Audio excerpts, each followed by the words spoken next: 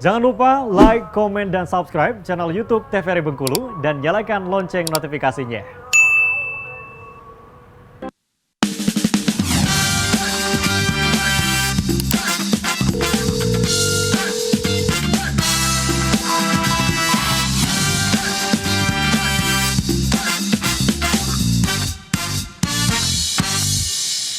Oke, baik pemirsa, terima kasih Anda masih menyaksikan Dokter Kito. Tadi kita udah masuk ke materi penjabaran mengenai tipe-tipe gangguan kecemasan. Silakan dilanjutkan, Dok. Oke, kita buka lagi ya slide-nya ya.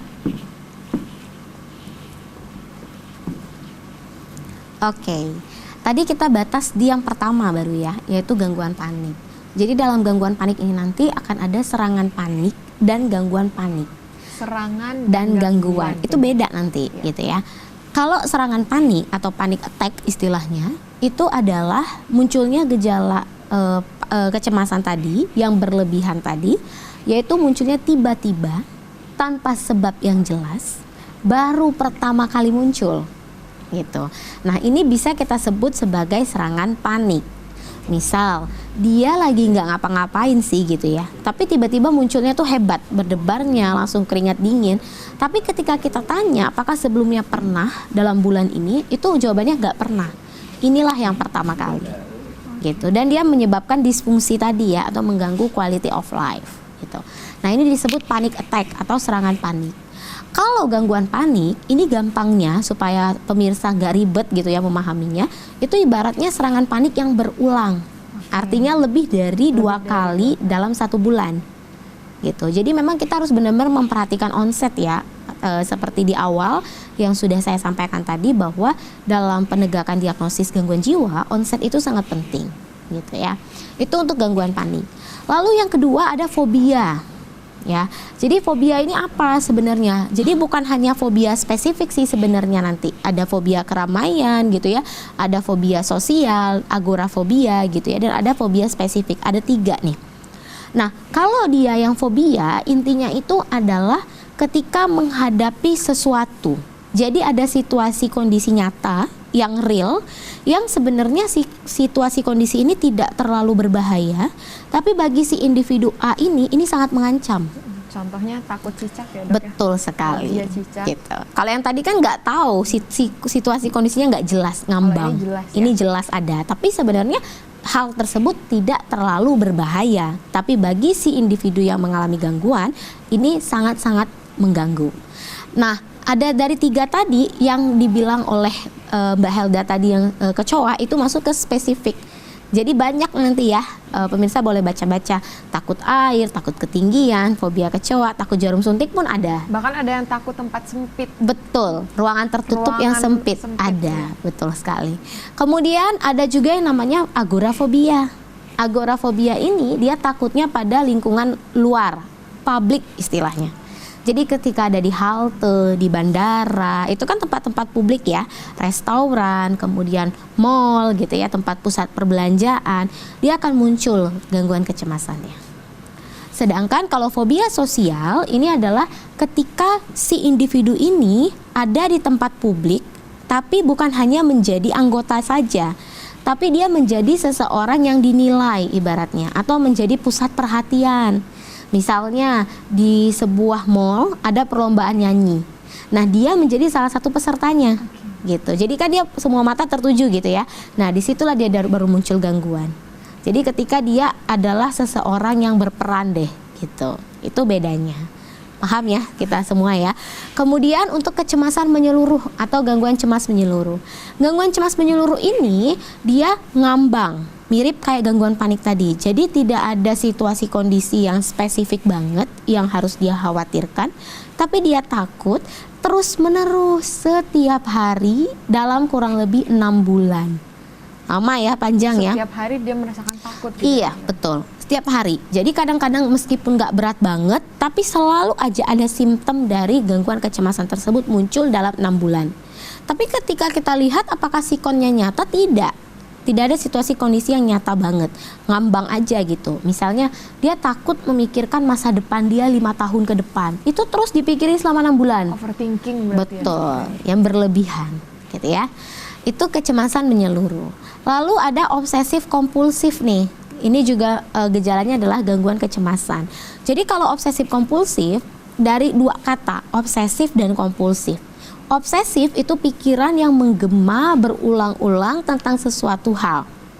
Kompulsif itu adalah actionnya, tindakannya terhadap pikiran yang menghantui tadi dalam tanda kutip. Misal, dia cemas mau tidur malam, udah kunci pintu belum ya? Itu pikiran awalnya. Bergema terus, gak hanya sekali dalam pikirannya, mengganggu, akhirnya dia insomnia, gak bisa tidur. Akhirnya muncullah kompulsifnya, action. Ya udah deh, untuk memastikan aku cek pintu. Akhirnya dalam satu malam bisa sampai 30 kali ngecek pintu gitu. Waduh, itu udah bahaya juga. Iya, ya, itu gangguan. Akhirnya itu namanya gangguan obsesif kompulsif. Jadi obsesif itu pikirannya, kompulsif itu action terhadap pikirannya. Gitu. Boleh, next slide.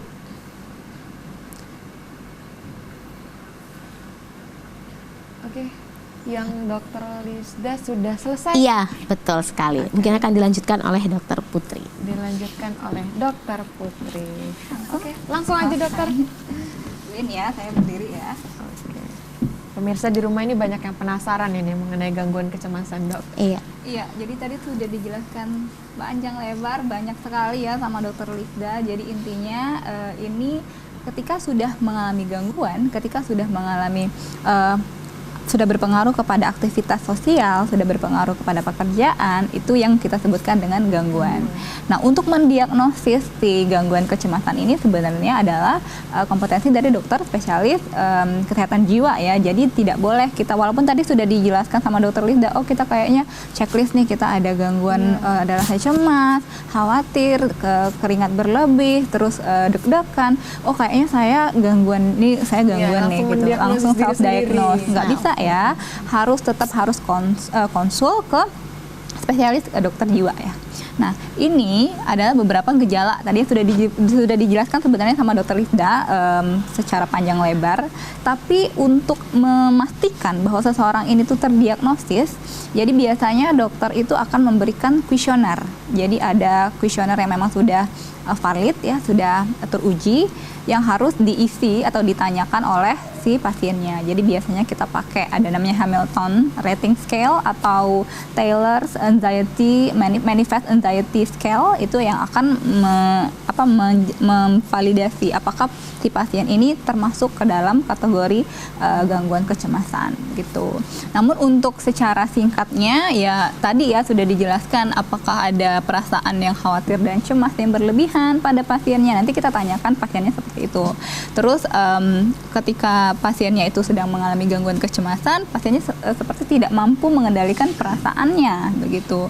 Kemudian sudah mulai berdampak kepada kondisi sosial, sudah mulai berdampak ke pekerjaannya udah mulai tidak terselesaikan dengan baik, udah mulai deadline-nya udah mulai nggak terpenuhi ya. Oke. Next slide aja. Ada yang lebih penting ya yang harus masyarakat tahu setelah next slide. Nah, jadi yang penting untuk masyarakat tahu setelah mengalami gejala yang tadi ya, jangan self-diagnose tapi harus datang ke Vaskes pertama. Jadi nanti Vaskes pertama akan merefer ke dokter spesialis, spesialis kesehatan jiwa. Nah, biasanya pada pasien-pasien ini yang diberikan oleh dokternya itu berupa obat-obatan. Nah, untuk obat-obatan ini dia nggak sembarangan diberikan ya, karena harus dari dokter jiwanya yang meresepkan, tidak bisa sembarang dibeli dan tidak terjual bebas juga memang. Jadi nanti akan diberikan antidepresan. Antidepresan ini obat yang biasanya paling sering diberikan karena paling aman ya dok ya, dan minim efek samping.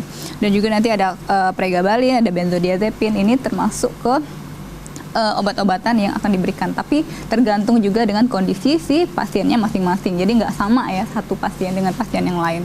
Kemudian, nah ini yang penting yang saya mau bicarakan ya ke masyarakat TVRI di rumah, yaitu ada namanya terapi perilaku atau cognitive behavioral therapy. Jadi terapi cognitive behavioral ini adalah terapi perilaku kognitif yang biasanya dilatihkan oleh dokter ke pasiennya yang mengalami gangguan kecemasan ini. Terapinya seperti apa? Jadi ini tuh termasuk ke dalam komitmen ya, komitmen antara dokter dengan pasien untuk menyelesaikan permasalahan ini ya. Karena ini permasalahan tidak tampak. Kalau kita permasalahan misal ya ada luka di tangan, Itu kelihatan, bisa kelihatan. Kita tahu oh ini luka, kita perlu jahit, terus sudah stop perdarahannya stop. Tapi kalau jiwa ini kita perlu komitmen. Komitmennya bukan cuma dokternya aja nih yang mau si pasiennya sembuh, tapi pasiennya sendiri pun juga harus mau untuk improve ya, untuk memperbaiki dirinya. Jadi biasanya di CBT ini akan ada beberapa sesi antara dokter dengan pasien, sekitar 10-20 sesi dijadwalkan 1 minggu sekali. Misalnya satu pertemuan itu bisa sampai 1 jam. Nanti dia tergantung antara dokter sama pasiennya. Dan itu sudah terjadwal ya. Jadi nggak boleh misalnya skip 1 pertemuan atau skip 2 pertemuan, itu memang sudah komitmen antara dokter sama pasiennya. Nah yang dilakukan nih apa? Jadi karena namanya cognitive behavioral ya, kognitif itu pikiran, terus behavioral itu artinya kayak perilaku ya. Jadi sebenarnya gangguan kecemasan ini adalah gabungan dari pikiran, perasaan, ya, kepercayaan dan juga perilaku. Jadi contohnya seperti apa? Misal contohnya yang paling relate apa ya dok ya? Putus cinta kali ya dok ya? Iya, trauma. Oke, trauma, kayak lagu ya. Oke. Jadi misalnya lagi putus cinta atau lagi putus asa ya. Nah, biasanya orang yang mengalami gangguan kecemasan, kalau kita cemas, sedih itu wajar ya. Karena kita sedang merasakan ya namanya kita awalnya bahagia, terus tiba-tiba putus gitu kan, sudah pasti kita merasakan sedih atas kenangan-kenangan dan lain-lain gitu. Cuman ketika dia sudah mulai mengganggu tadi, sudah mulai kita udah nggak mau kuliah lagi, atau mungkin kita udah kalau kerja kita udah nggak mau masuk kerja lagi, nah gitu kan sudah mulai mengganggu. Nah, itu yang kita lakukan adalah biasanya kita tanyakan ke pasiennya, yang ada di pikiran kamu itu apa? Oke. Gitu. Ini masih apa yang ada di pikiran kamu gitu ya, kita tanyakan. Tapi setelah ini kita mau jeda terlebih dahulu. Oke. Boleh duduk dulu dokter. Oke, kira-kira tadi pertanyaannya apa yang Anda pikirkan gitu pertama kali yang ditanyakan ya dokter ya. Nah, akan kita lanjutkan setelah jeda pariwara berikut ini. Jangan kemana-mana, tetap di Dokter Kita.